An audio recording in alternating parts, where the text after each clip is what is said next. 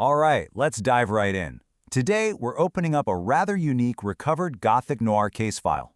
For this explainer, I'm actually going to ask you to step into my shoes as a weary traveler, burdened with an impossibly heavy task. What we're looking at is a deeply profound diary entry that really digs into the true fabric of history. It's an exploration of what we choose to record, what we tragically leave behind, and what literally breathes life into a crumbling world. So picture this first entry. I remember my arrival so vividly. It was this vast, fog-shrouded library, completely hidden away from the absolute ruin outside. And, the very first thing that hits you isn't the sight of all those endless shelves, it's the biting cold silence. A silence that literally seeps right into your bones. And then there's the smell. It's this visceral, overwhelming scent of decaying parchment and ancient dust. Honestly, it's the unmistakable smell of a dying world that's practically forgotten itself. I remember just standing at the edge of this massive maze, totally exhausted, feeling the sheer crushing weight of that silence pressing down on me. Now, my mission when I got there was pretty straightforward, or, well, so I thought. I carried this thing called the Grand Tome. It was a single, immensely heavy book bound in thick leather, and its one and only purpose was to hold the central narrative of this crumbling world. I was sent there to record the macro history, the grand, epic struggles, the rise and fall of kings, the world-shattering cataclysms. Basically, the sweeping, heroic history that we're all taught to memorize as if it's the only truth that actually matters. But here's where things get really interesting, because history, like real history, doesn't just happen in the bright center of the room, right? As I started wandering away from the main catalog and ventured into the shadowed periphery of the library, I stumbled onto something totally unexpected. Tucked away in these forgotten, dusty corners were literally thousands of loose, tattered scraps of parchment, just crammed into cracks in the stone or swept under these massive oak tables, completely neglected by whoever had been there before me. And finding these scraps beautifully highlighted this stark contrast I was suddenly wrestling with. On one hand, you've got the Grand Tome. It's all about kings, cataclysms, and the epic struggles of the hero. It's loud, it's imposing, but it's completely hollow. On the other hand, you have the fragments. These were the whispered stories, the minor lives just pushed into forgotten corners. This was the micro-history, the messy, super intimate reality of the everyday folks who actually had to live and die through all those grand, sweeping events. Let me actually read you one of these discarded fragments from the diary. It said, "Greedy merchants who sought to bargain with shadows for golden coins only to find their own souls bartered away." Just wow. Sit with the mournful, tragic irony of that for a second. We're not talking about grand emperors signing geopolitical treaties here. These were desperate, maybe even foolish people, just trying to survive in an incredibly dark world, literally trading away their souls for a tiny, fleeting sliver of comfort. And it builds from there.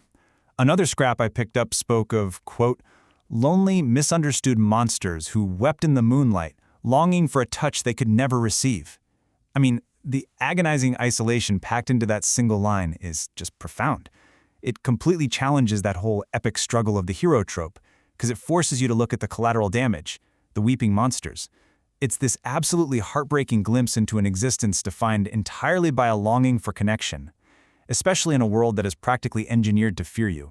So, the really crucial takeaway here is that these scraps weren't just weird anomalies or random poetic thoughts. They chronicled the very real shared reality of the people. They detailed these small, tragic losses. They talked about ordinary families living in quiet, terror-filled spaces, just desperately trying to survive the fallout of the wars of gods. Because sure, the gods might be clashing up in the heavens, but it's the families down on the ground who are silently bleeding.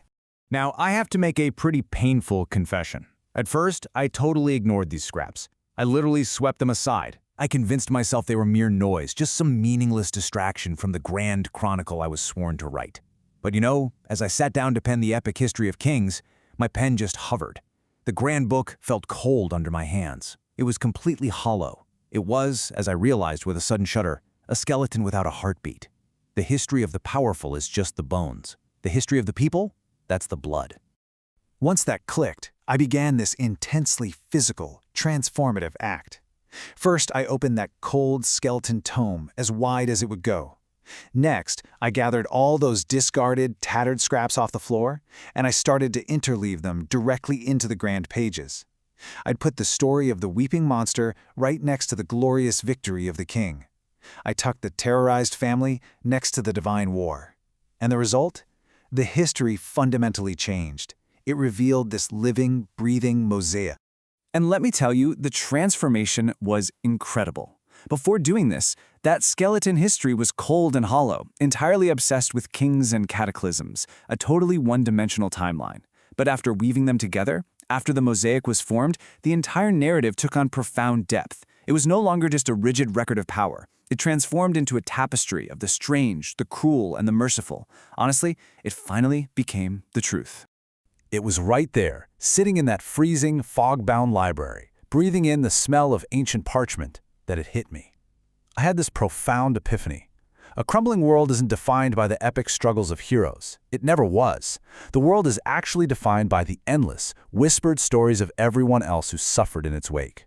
The minor lives, the overlooked souls, the forgotten tragedies, they are the actual, unshakable fabric of existence.